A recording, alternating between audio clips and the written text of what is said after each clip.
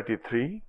When disturbing sentiment create bondage, hold you captive and cause sorrow, then develop or cultivate the opposite, the right bhavana, sentiments or rather attitude.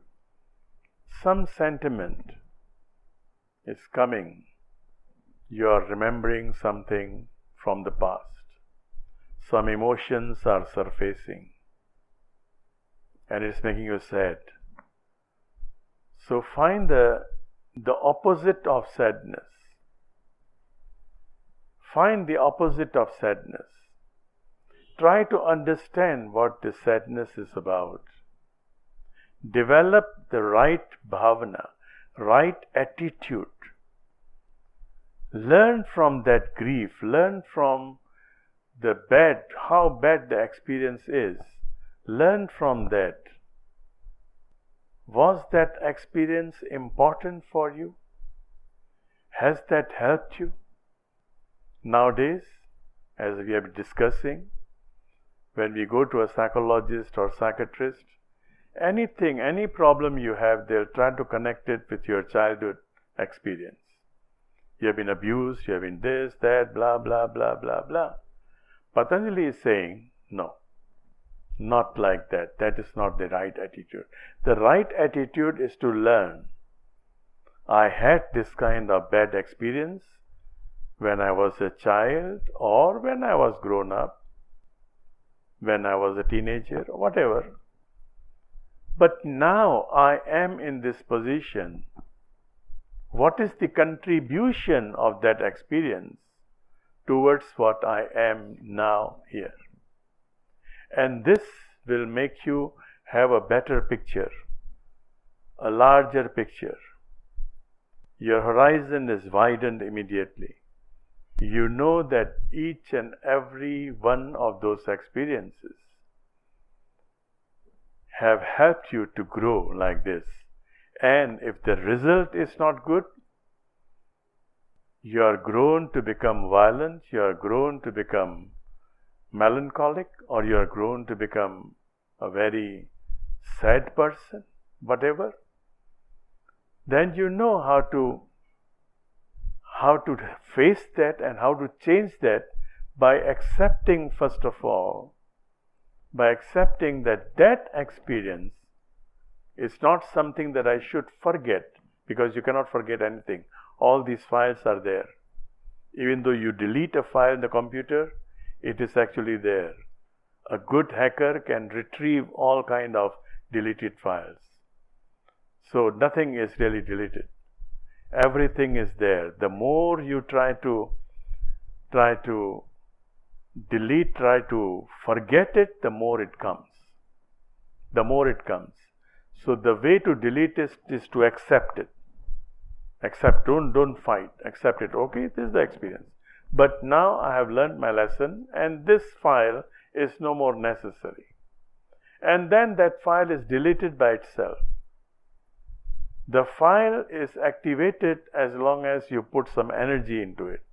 You try to delete, it is fighting back. No, I don't want to be deleted.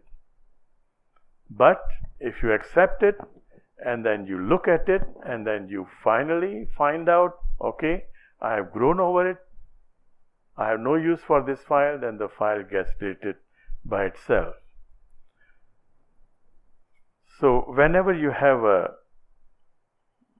thing that is binding you to certain things, certain experience, try to have a complete attitude, total attitude, right attitude, and try to look at the things in a better way, better manner.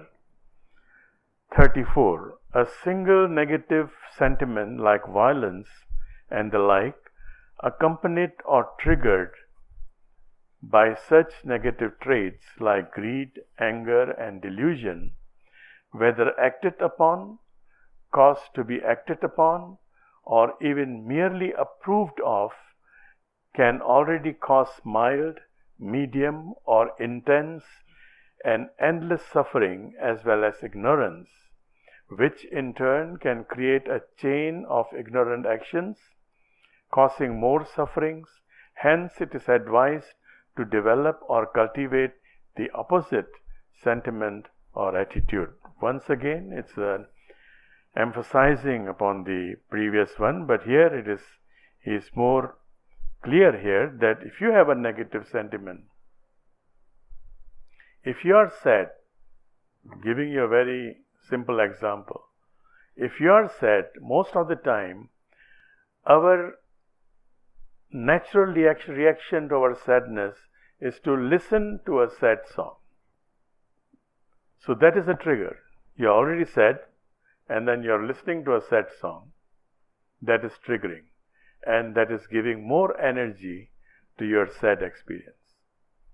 So when you are sad, try to have a good song, try to have a joyous song, try to be happy. And then you can see the whole picture, that sadness is actually not that important. A lot of things, by fighting them, we make them important. Actually, they are not important. A lot of people in our life are not important actually. But by remembering what he did to me, what she did to me, we are giving them importance. We are giving them energy. So a lot of things are just to let go. Just to let go, and they are not important. Acknowledge them, yes, okay, I have had a bad experience, but now it's not important anymore. So don't make yourself in a situation where your sadness or grief is triggered by an outside factor. If it is triggered, then you create a problem for yourself. 35. In the presence of one firmly rooted in ahimsa or non-violence, violence can no longer hold its position, meaning all violent traits cease. This is about satsang, about good company. If you have some children, they are born with violent traits. You give them any toy, they'll just break the toy. And these are violent traits, and we have been discussing this from the yogic point of view. The children are not born innocent. They carry with them all the impressions from their past life. They have all these memories. They are just waiting for the triggers. So if somebody is violent and the child is born in a family that is violent, then the violence within him is triggered. Then he becomes violent. And that's why in the olden days, all schools were boarding schools. All schools. There was not a single school from the yoga tradition. If you read the history 5,000, 6,000 years ago, there were no schools which are not boarding. Because the parents also, they realize that we may have the same traits that the child is born with. If a child is having a violent trait, most of the time, he may have chosen the parents who are also violent. And the schooling, the school system, the education system, the whole purpose was to cleanse the children from all the traits. So it was not a learning process, first of all, it was unlearning process. Unlearning process, and then you teach them sciences or arts according to their potential. So each child was given a unique kind of education based on his or her own potential. So if you are having violent trait, then you do not be in the company of people who are violent. 36. The fruit of one's actions, firmly rooted in satya or truth, undoubtedly correspond with such truthful actions.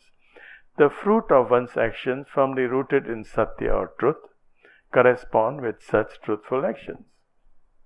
If you are firm in the truth, your actions shall be truthful. So it is, once again, it is your attitude. Your attitude, your intention has to be truthful, and your actions will be truthful by itself. You cannot force yourself to be truthful in your action if you don't have the right intention to start with. 37. Firmly established in asteya or non-stealing, one shines like a precious gem, implying all riches easily come to such a person. One becomes truly wealthy, truly rich. We are so much in a hurry to become rich that we steal. Now, steal is a word used in those days. Corruption comes in here. All kind of corruption. You want the shortest way to become rich. So any book that has a title, 7 steps to success, 8 steps to what, 10 steps to what, we'll immediately buy, because we start believing in the hoax that really just by following 10 steps you become rich. The one who wrote the book, even he did not follow those 10 steps. If he had followed those 10 steps, he would not become a rich person. He did his job. I was telling one day, one of my friends in the United States, she brought me a book, and the book was James Redfield's, the first book, The Celestine Prophecy. The Celestine Prophecy became a bestseller all over the world. I'm talking about 80s or early 90s, I forgot now. And this lady who brought me a book, she came here and she gifted me the book. And she said, look, this book I don't know, because this man who the author is, he was in his truck and he was selling door to door. He got it published by himself because no publisher was willing to publish his book. So he went from door to door selling his books, and he would sign each and every copy. Anybody would buy it. And so he went to a small town called Ojai in the United States, close to Los Angeles. And this lady, my dear friend, she brought the book, and she even didn't read it. She didn't finish it. She gave it to me. And then after some time, that book became bestseller. And then somebody was making a documentary on him and putting words into his mouth. You know, when you give any kind of statement, it's very easy to manipulate the statement. Putting words into his mouth as if, he was just imagining things, and he became rich overnight. His book sold overnight. And when I was watching that documentary, I laughed at myself. I know this guy's story. He did not become rich just like that overnight. He worked hard. He spent all his money to publish the book. And he would go from house to house, even to small towns, cities, to sell his book. It was not an easy ride. So, non-stealing means you do not corrupt yourself. No corruption. No corruption of the mind, no corruption of any nature. Firmly established in the practice of brahmacharya, 38.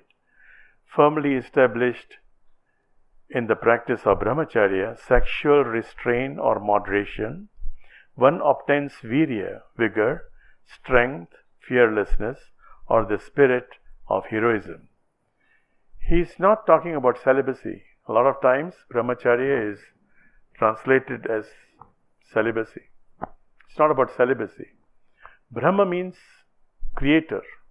Acharya, achar means the action. So to become creative, as the creator is, to become creative, and to become creative, not just productive. To become productive, you just need your muscles. You just need your physical body. You're a strong person, you can become productive. Somebody can make 2 chapatis, you can make 4 chapatis. Somebody can bake 1 bread, and in so much time you can bake more breads. So no great deal. Somebody can be a weightlifter, so many pounds, and you can be greater than him. So that is being productive. But becoming creative is something else. To become creative, you need energy. And this energy, as we have discussed a lot of times before, this energy is within each one of us. The same energy is being used for sexual activities, and the same energy can be transformed to make you more creative. So it is not about being celibate, but how to control this, restrain yourself, moderation even in your sexual activity, so the energy is not used up there. Some of the energy you can transform to make yourself creative. 39. Steadfast or firm in aparigraha or non-possessiveness, one gains sambodha, the right understanding of how and what of existence, including one's own birth or origin. Not to become greedy. Aparigraha is about non-possessiveness, the literal translation. Not to become greedy. And then he is giving you a promise. If you are not greedy, then you know the nature of things. You know why you are here for. What is the purpose of this life? He is saying, how and what of existence, not only your existence, but why this existence is there. What is the purpose of this existence? It is not just by accident that we have this planet and we have trees growing and we have tsunamis also sometimes. It's not by accident. Everything has a purpose. And you shall know that. You shall know that once you are not greedy. Because when you're greedy, you're holding on to one thing. You're holding on to just one chair. And then if you're holding on to just one chair, you will not know the quality of that chair, that chair, that chair, that chair. You'll be so engrossed with one thing that you'll not be able to understand anything else. As easy as that. So becoming not greedy is to your benefit. It is benefiting you. Then you have the whole thing. Then you have the whole world. Even though you are greedy, what can you bring upon your death? What can you take with you? Nothing. Nothing. And then at the time of our death, we are regretting, I'm leaving behind everything. But if now, from now on, you practice being not greedy, then the whole world is yours. The whole world is yours, not just this chair or this building.